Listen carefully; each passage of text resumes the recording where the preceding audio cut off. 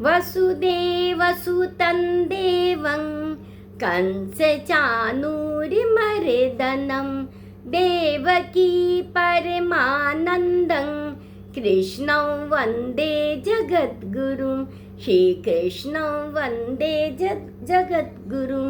जय श्री कृष्ण। आप सभी को रोज एक श्लोक, रोज एक कदम भगवान श्री कृष्ण की ओर की इस पावन यात्रा में आप सभी का हार्दिक स्वागत है।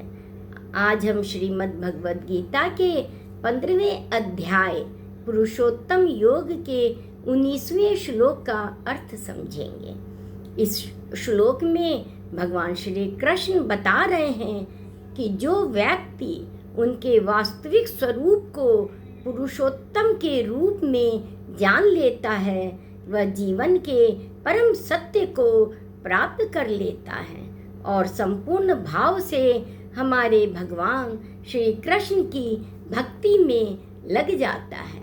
आइए आज का दिव्य श्लोक सुनते हैं।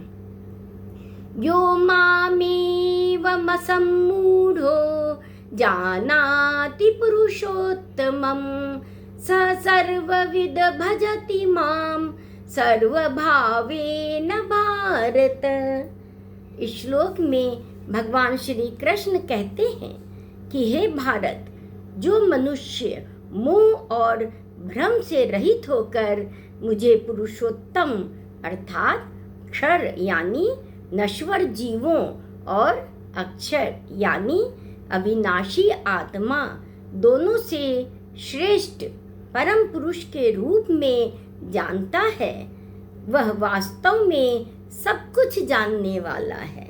दोस्तों, यहाँ सर्वविद का अर्थ यह नहीं है कि वह संसार की हर छोटी बड़ी जानकारी जान लेता है, बल्कि वह तो जीवन का सबसे बड़ा सत्य ही जान लेता है कि समस्त सृष्टि का आधार, पालनकर्ता और परम लक्ष्य भगवान ही है।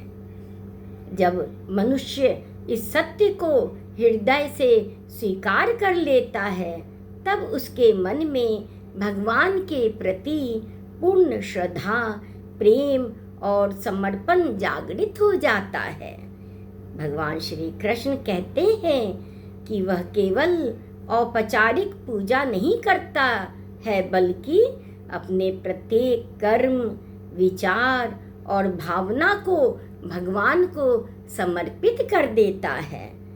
उसके लिए भक्ति केवल एक क्रिया ही नहीं है, बल्कि जीवन जीने का तरीका बन जाती है। दोस्तों, यह श्लोक हमें सिखाता है कि आध्यात्मिक ज्ञान का अंतिम उद्देश्य केवल जानकारी प्राप्त करना ही नहीं है, बल्कि भगवान के साथ प्रेम पूर्ण संबंध स्थापित करना है। सच्चा ज्ञान वही है जो हमें अहंकार से दूर ले जाकर भक्ति, विनम्रता और समर्पण की ओर ले जाए। प्रिय भक्तों, इस श्लोक में भगवान श्री कृष्ण हमें बता रहे हैं कि जब हम उन्हें पुरुषोत्तम परमेश्वर के रूप में पहचान लेते हैं तब जीवन की सारी उलझनें ही सुलझने लग जाती हैं। ज्ञान का शिखर भक्ति है और भक्ति का सार पूर्ण समर्पण है। जो व्यक्ति भगवान को जानकर उनके चरणों में अपना मन, बुद्धि और कर्म अर्पित कर देता है, वही वास्तव में धन्य जीवन जीता है। आइए हम सब भी प्रतिदिन भगवान श्री कृष्ण के दिव्य संदेशों को अपने जीवन में उतारने का संकल्प लें।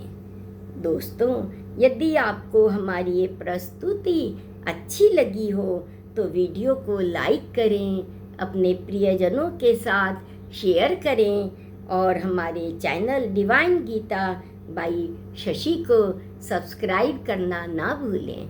मिलते हैं कल एक और दिव्य श्लोक के साथ। जय श्री कृष्ण आप सभी को।